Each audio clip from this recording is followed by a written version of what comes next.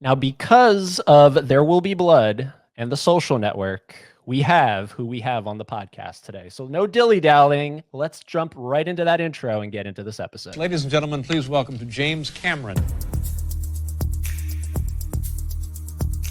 I almost bailed on being a filmmaker. It's about sitting in that big dark room with all those other people you don't know, and something's going to come up on that screen that's going to take you somewhere. I'm the king of the world! And welcome back to James Cameron 101. I'm your host, Eddie Green. If this is your first time stopping by, thank you for being here. And if you're returning, thank you very much for returning. Today we are doing something a little different. You know, typically we talk all James Cameron stuff, and this, you could say, is, you know, in that field of, you know, this is of course inspired by James Cameron's creation. We're talking Terminator Zero, and we have two of the incredibly talented artists that worked on this series that just debuted on Netflix not that long ago, about a week and some change ago, August 29th. We are talking to Michelle Birsky and Kevin Henthorn, who are the composers of Terminator Zero. Now, if you've been following me for any length of time, you know that Terminator means a lot to me, going all the way back to the other podcast, Terminator 101. So this is something that I was, you know, cautious about, an animated anime franchise entry, and it was sort of, it seemed odd to me, but having watched all 8 episodes, kind of spacing it out a little bit, really taking it in, not binging, I can safely say this is why they're on the podcast today. It's not they're on the podcast because they worked on something Terminator related. No, they're on the podcast because this is hands down the best entry in the franchise since T2 3D Battle Across Time, the Universal Studios attraction that Cameron had a hand in directing. It's easily the best thing. 3, 4, 5, 6, the Sarah Connor Chronicles, none of that compares to Terminator Zero. So they got, you know, they got very lucky with this particular project. I hope they're ready for this one to follow them for quite some time, because it's going to. Let's welcome to the podcast, Michelle and Kevin. Thanks so much for having us. Hi, thank you so much. Absolutely. Thank you for being here. I know you're on your unofficial press tour junket. You've been doing a lot of these. Yeah. So nice. Thank you for putting aside some time. And in case anyone like myself is meeting you for the first time, you're actually not just, you know, two composers. You're a thing, correct? You're married or together. We are a married couple. Yeah, we've been together for almost 11 years now. And you don't really see that too often when it comes to really anything, but I mean, specifically composing. I don't really, like, I can't think of like a couple when it comes to the composing field. It's pretty rare. There's definitely a handful out there. There's Sophia and Ian Lundquist are the other, you know, married composer duo out there. I feel like there's maybe a couple more, but it's rare to want to work with your partner all day, every day. Because like going back to the Social Network, Trent and Atticus aren't married. Right. No, they're not. No, I mean, they're, I think, you know, going to your point of the Social Network, they are, I think, kind of like when you think of a duo, I think they're the ones that do come to a lot of people's minds, because they are so influential, and they are amazing. They're incredible. Yeah, absolutely. Now I want to talk a little bit about the music stuff, because obviously that's what your field is, but I don't want to retread too much of the same stuff that you've already talked about, maybe 3, 4, 5 times already.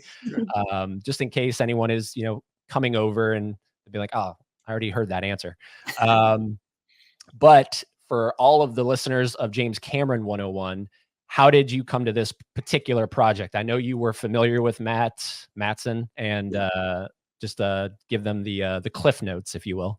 Yeah, we were working on Mattson's debut film, Mother Android, and toward the end of that, there was a pocket of time where we were waiting for some notes, and we had heard that Mattson was going to do an anime Terminator.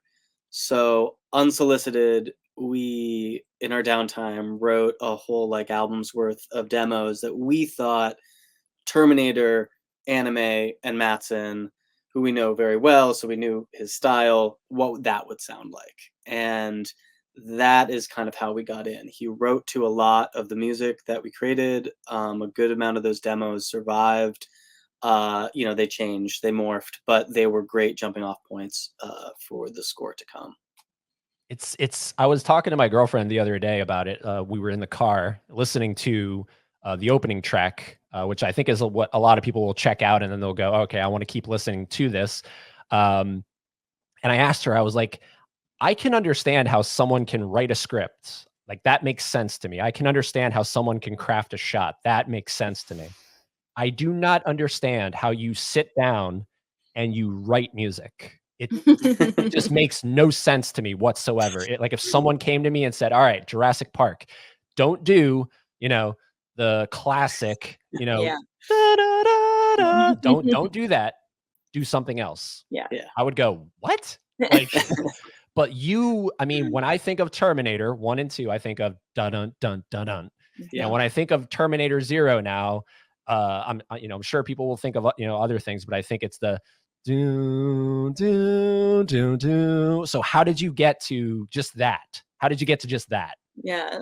Yeah. Do you want to? I mean, it was daunting for sure to come into a franchise that is so beloved and make something new, but also it needs to fit in the same world, but it has to be different. And we wanted it to be much more modern and darker. Mattson was clear that this was more of a horror film than the past,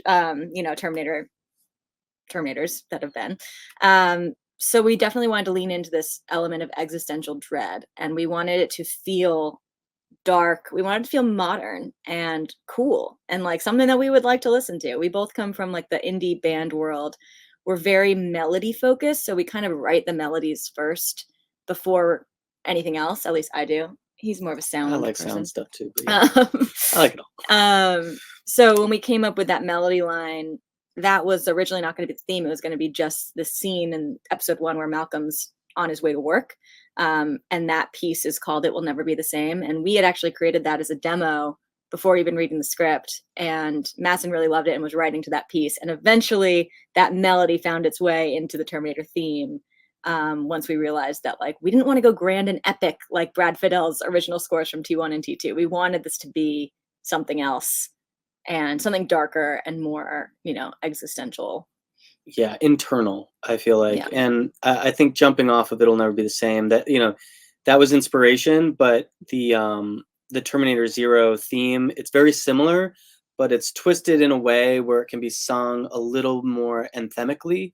That whole week of writing for the theme, Trying to figure out the theme was hard. which is it's shown at the end of episode 1, and we had a lot of iterations, and toward the end we were like, Mattson, we are just our heads are against the wall, and he just kept saying like, if it was up to me, it would be It'll Never Be the Same.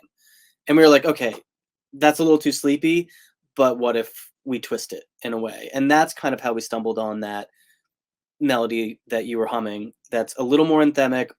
It can be a little grander, but it's still pretty well contained. And that's kind of how it happened. It's all kind of tied together. So now, how do you know that no one's ever come up with this before? Like, that's another thing that would haunt me, right? I would be like, I feel like someone's done this before. Like, I feel like, how do you run it through a machine of some kind that like tells you you're good?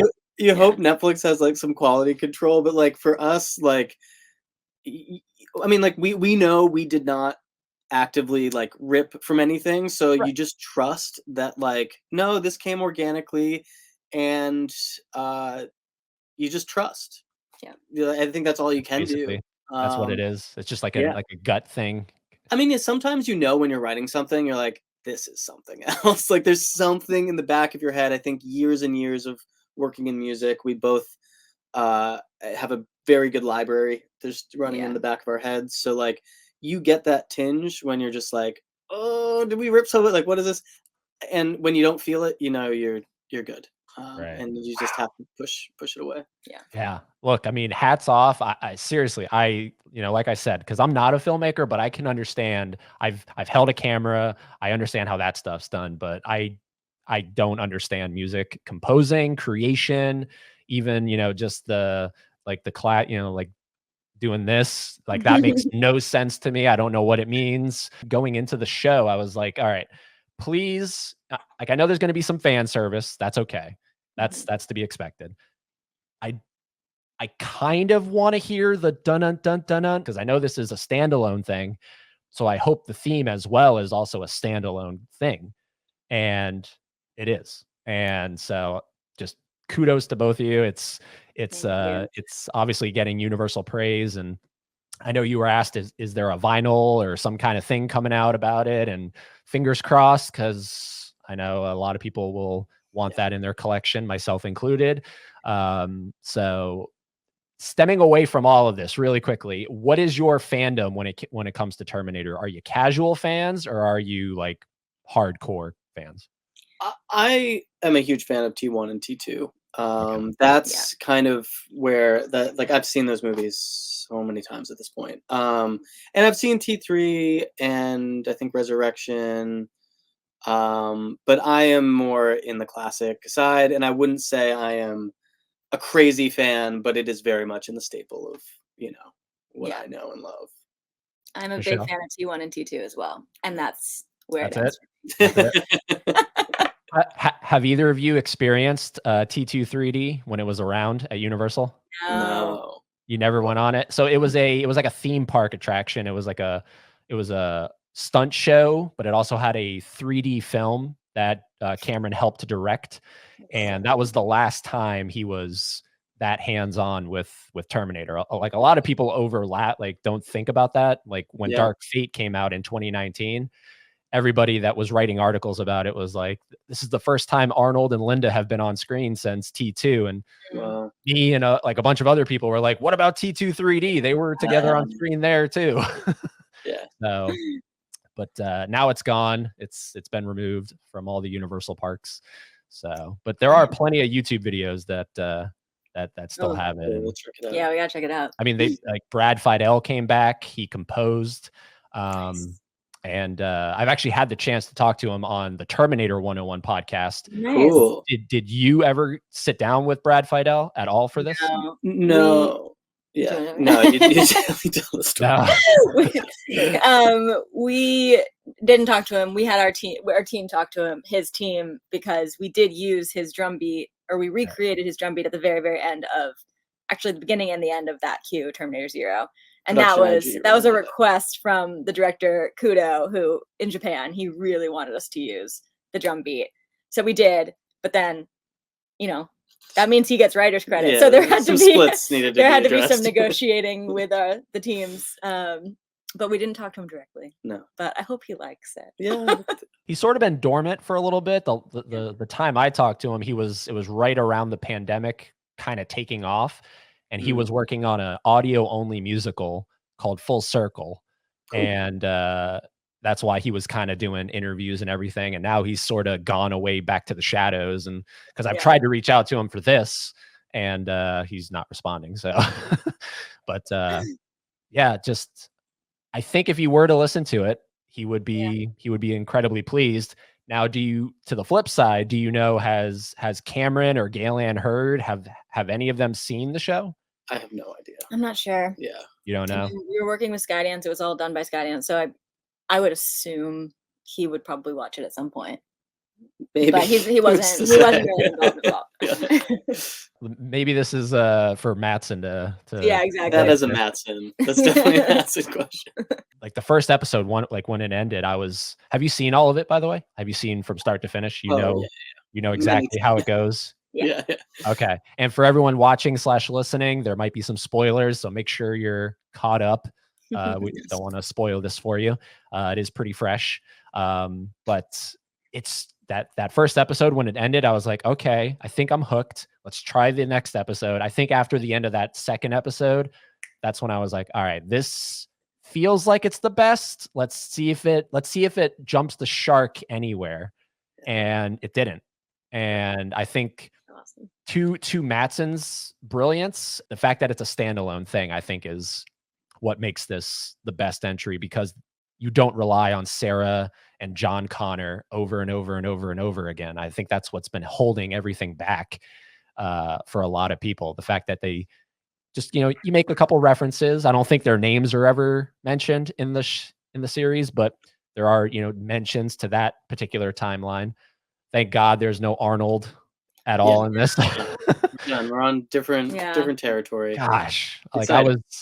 That's another thing I was hoping. I was like, look, I love you, Arnold, but please just don't even appear in this at all. And he didn't. If you had to think of a Cameron film, is there a score? Maybe put Brad to the side. Can you think of another score that like really is like, oh my God, that's an epic score?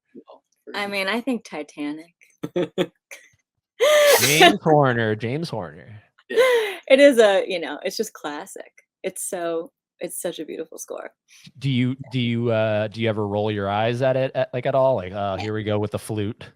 Like, yeah, it's like there's a cheese factor to it for sure. But there's a cheese factor to everything. Yeah, and it decidedly works. It very much.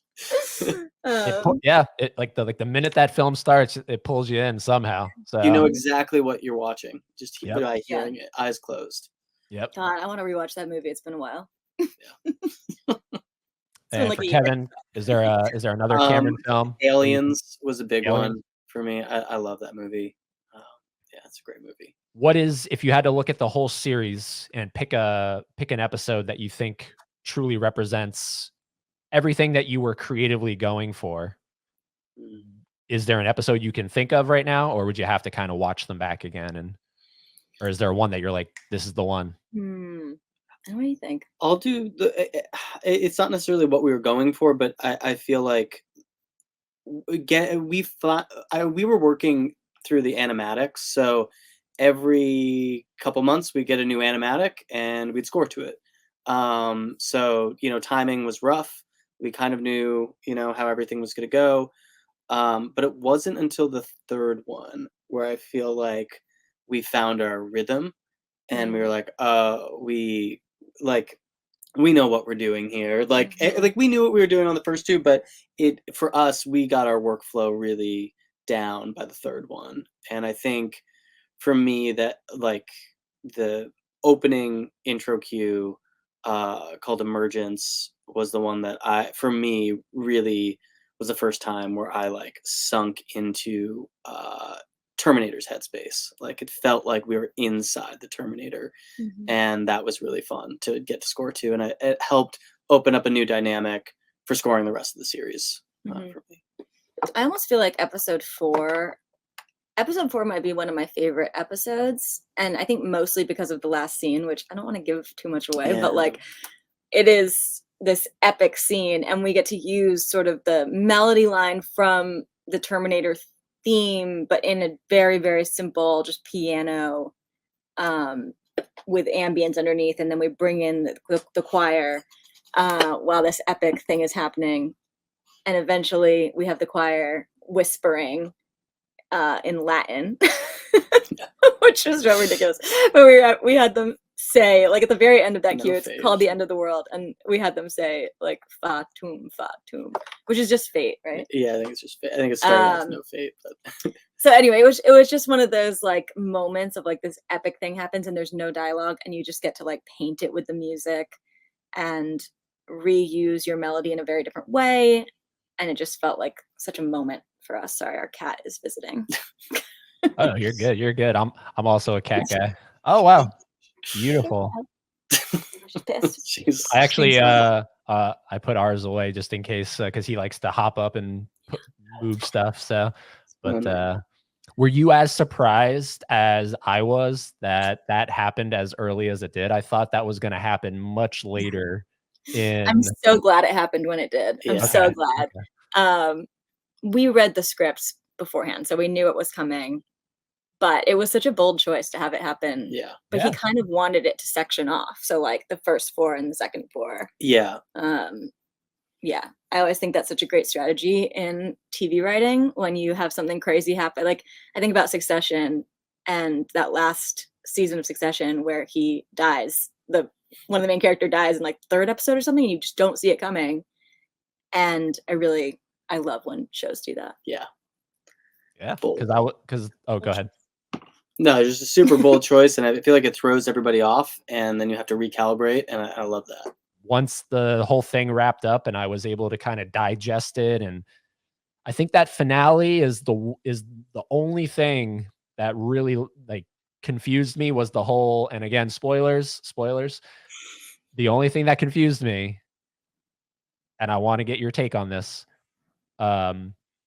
Malcolm and I forget her name, the one that comes back, the savior. What's her Aiko. name? Okay. Aiko. Her being like an alternate mother to him. So Do should I you say- have like do Yeah. you have a like a way to explain that? Because that's the only thing holding me back from like, this is a 5 out of 5. Yeah, so Aiko traveled back in time. Right. The end of it is revealing that Malcolm has also traveled back in time, and Malcolm is Aiko's son. Right. So you get these little flashbacks of her being his mother when he was a kid. And it turns out that somehow he has come back in time, which is why, like, I guess that's revealed that he's from the future a few scenes earlier when he's talking to Kokoro. But yeah, so she is his mother, and they have both traveled back in time. But because she traveled back in time before she had him in this version of reality, she doesn't know that she has a son. Right. So there's at least 3 timelines that we're dealing with, because I know and that's what I loved about this, was a lot of people think, and I love that it's literally, and again, Mattson and the fact that there's I forget which episode opens up, but the prophet literally talking about how time travel in this show works. And I was like, thank you, because I've never understood the one timeline theory. People have a one timeline theory that all this happens on, and to me that makes no sense. Yeah. So the fact that Mattson wrote this to the minute you time travel, you're creating a new timeline. Yeah. To me, that makes sense in something that makes no sense. So I guess in theory we're dealing with at least 3 timelines if she's an alternate mother to him. Probably. I do think this is one of the things, like, I trust Mattson. I think he knows exactly where he's going with things. Yes. So I think if there are any questions lingering, hopefully with the Netflix gods, they'll be answered in time. Season 2. Was this developed as a standalone one season? He wants there to be multiple seasons. Oh, he does? And it's just a matter of what happens. Yeah, now. there's no control over, like who's Netflix has to say yes. Right. It's expensive to make anime, and this art form is extremely expensive, and I think with with all of the illustrators overseas, and it's a huge production that takes so many years, so we'll see what they're willing to do, but hopefully we at least get a season 2. Yeah, we all want more seasons, and we'll just see what happens. Fingers crossed for a season 2, for physical releases. Physical releases are TBD right now for vinyl, but I think if they do, it's going to be more like of a best of situation. Yeah, it'll be not the full 30 tracks. Interesting. Yes, for many crazy rights reasons. It's just bureaucracy. And so if there is one, it's going to look a little different than the 30. So then that means that it won't have the Terminator Zero one because it has the Brad Fidel thing in there? No. That's fine. Oh, that's fine. Okay. Yeah, that'll be on Yeah, that will definitely be on it. Okay. Yeah, that'd be kind of weird. Yeah, that'd be weird if we didn't have that. Yeah, it's so funny. It's just so many different companies involved too. Just like Skydance, Studio Canal, Netflix. Yeah. A lot of cooks in the kitchen. There seriously is. And that was another thing that I loved about it. The fact that, because this is the second, you could call it a TV show, because TV shows aren't really TV shows anymore. It's all streaming stuff. So this is, I guess, technically the second television Terminator show. And when you compare it to the Sarah Connor Chronicles, I don't know if you've seen that at all, but that is so watered down because it was on Fox. That is so watered down. It's not even funny. And that's my biggest issue with the thing. It doesn't even feel like it belongs in the franchise because it's so PG. And I was so happy. I was like, thank you for all the fucks that are dropped and all the blood and all the gore. And I was like, thank you. This is so in line with this thing right here. It's not PG. It is not PG. It's not even PG-13. Like, that's what I was thinking it was going to be. solidly are. We're back. We're back. So obviously, Schwarzenegger this is like, I mean, I think until maybe 4 seasons of Terminator Zero come out, people will still really think of Arnold when it comes to Terminator. It's just, he's done so much of it. Putting that aside, what is like a Arnold film that you love to watch? If there are any, I don't know. Oh God. I mean, Oh. Terminator is my favorite Arnold film. So what else? Total Recall. Or no, is Total it? Recall? Yeah, Total Recall. Yeah, that one's That's a pretty good one. sick. That's a good one. It's pretty wild, but it's a fun watch. It is nuts. Have you seen Jingle All the Way? Yeah, Jingle All the Way. Where he's chasing the Turbo Man doll? Is Twins? That's the Danny DeVito. Yep, and now they're trying to make that, triplets. that one has a place in my heart from growing up. And then what about Junior, where he gets pregnant? Oh my God. So I've never seen that, but maybe I need to. I remember this. I saw it once when I was a kid. Why? So ridiculous. It's so ridiculous. And then after his governorship, that's what's so interesting about his career. It's like there's the pre-governorship and then there's the post-governorship, and there's far and few between when it comes to the post-governorship that I'm like, those are really good films. Because I don't know, it just seems like maybe you should have either tried to become some other kind of political figure or just retired in full. Because enjoy your money. Yeah, just enjoy your money. Just enjoy your money. But Dark Fate, seriously, I mean, the issues I might have with it, Arnold is not one of them in that film. I think that he is so good in Terminator Dark Fate. The fact that he has the beard, because he looked kind of goofy in Genesis, in my opinion. But they really kind of figured him out. Have you seen Dark? Like, I don't think Michelle's seen it, but have you seen? No, I never saw Dark Fate or Genesis. Genesis, stay away from. Yeah, that's what I hear. Stay far away from Genesis, but actually check out Dark Fate. Seriously, it's.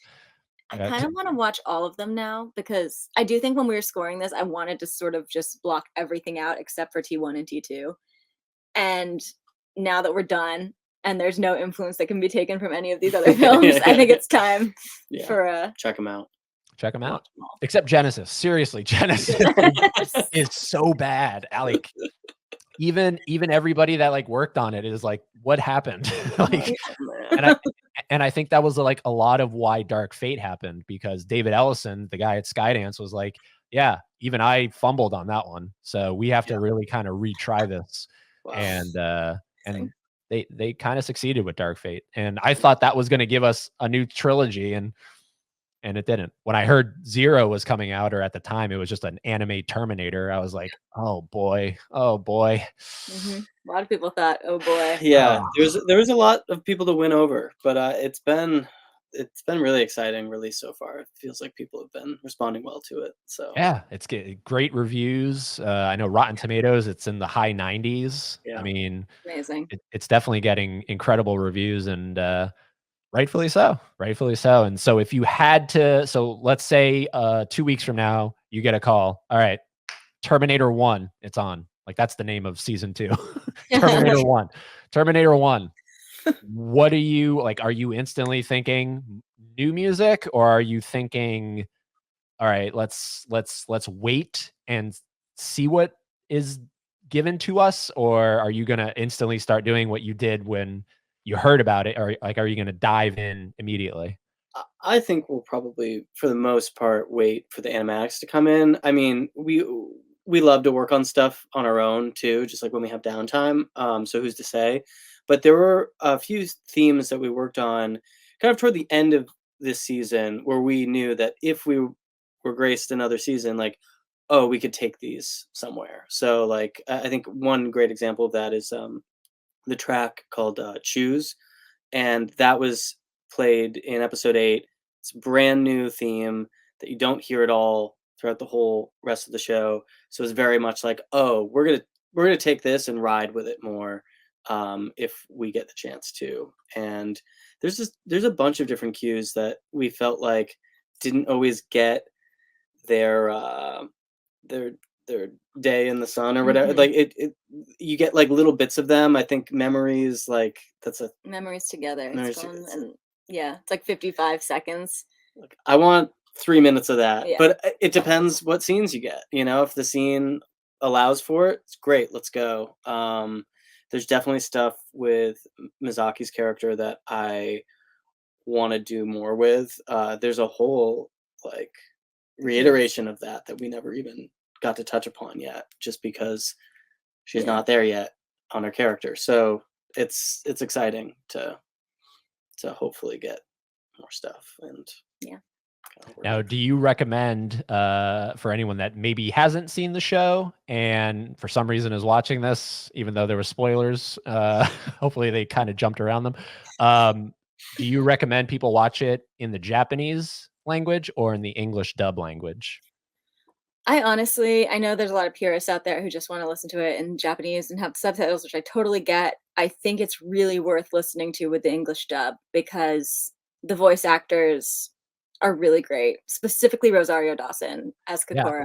I didn't even know that was her for the longest Yeah. time. She's so good. So She's good. so good.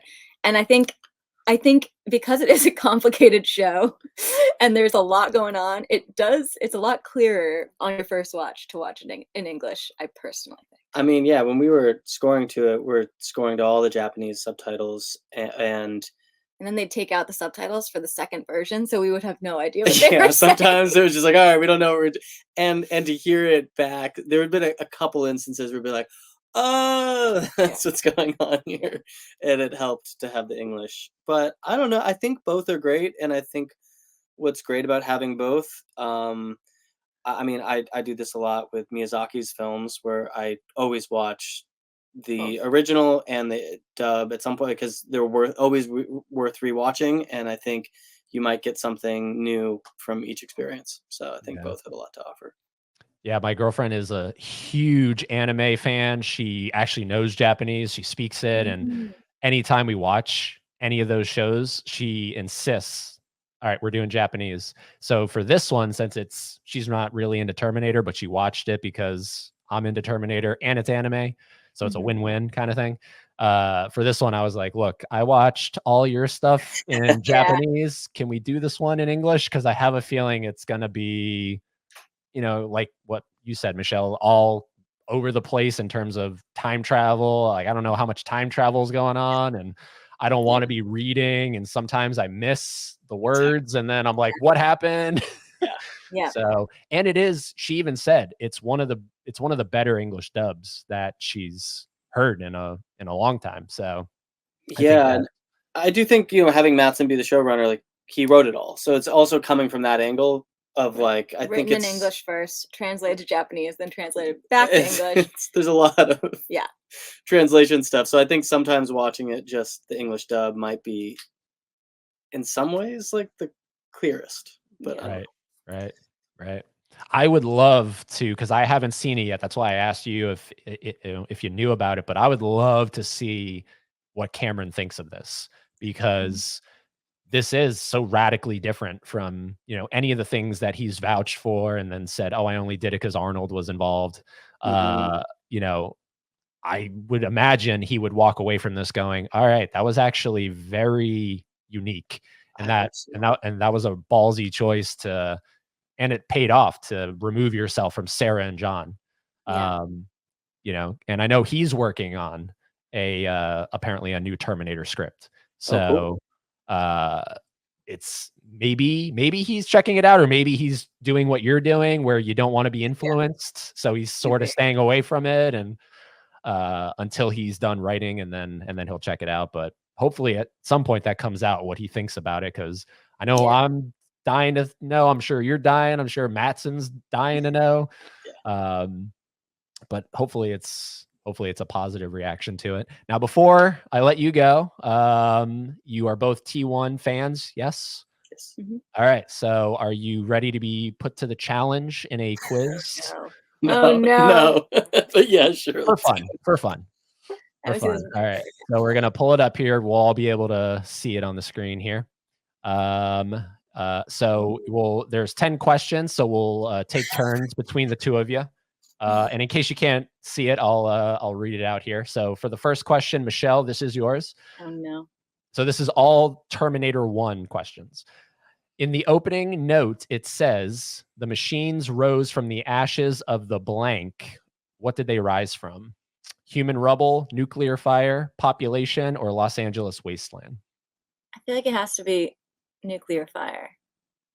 Correct. Yes. All right. Kevin, on what day on what date did the Terminator arrive in LA? April 12th, 1984, June 12th, 84, March 12th, 84, May 12th, 84. Oh, God, I think it's either June or May. June or May? Yeah. Which one? Oh my God. I'm gonna go June. June? Yeah. May. Oh, I was so close. So close. All right. So 1 for Michelle, 0 so far for Kevin. Question 3. What did Sarah call the statue that stood at the entrance to her job? Beefy Buns, Burger Boy, Big Buns, or Bad Boy? I don't remember. Do you know? I feel like it's Burger Boy. but Burger maybe Boy? Big Okay. Buns. Right. I have no recollection of this. Okay. All right. Question 4. Kevin, what was the name of the sporting goods store from which the T-800 obtained his guns? Alamo Sporting Goods, Armadillo Sporting Goods, Lone Star Sporting Goods, or Blue Bonnet Sporting Goods? I don't know. Either Lone Star or Alamo. I'm gonna go Alamo. Alamo? Oh, Nice. All right. 1-1. All right. Here we go. Question 5. What is the name of the place where Sarah works? Big Billy's, Big John's, Big Jeff's, or Big Buns? it's probably Big Buns because if she calls him, let's Big go Bun? Big Buns. God damn it. All right. Back to Kevin. What is the name of Sarah's pet iguana? Oh. Porky, Patrick, Pugsley, or Pee Wee? I think Porky. Really? Oh, God. How do I? These are so specific. What was Reese's rank? Sergeant, private first class, major, or corporal? Major, right? Don't look at me. You I'm not gonna help you. either sergeant or major. Probably major. Major? Yeah. Oh, All right. Back to Kevin. Where did Sarah's mom live? In Big Bend, in South Bend, South Paw, or Big Bear? Big Bend. she was in Big Bear. This one's It's very all the way up. specific. All the way up in That's Big Bear. crazy. This is super specific. What was the room number of the motel that Reese and Sarah stayed in? 9, 8, 10, or 7? 9. Why not? Hey, Wow. Wow. Okay. All right. Now, this one you have to get to, I think, tie, right? For a win. Yeah. Here. At the end of the movie, a photo was taken of Sarah. On what date was that picture taken? November 10th, September 10th, October 10th, or August 10th?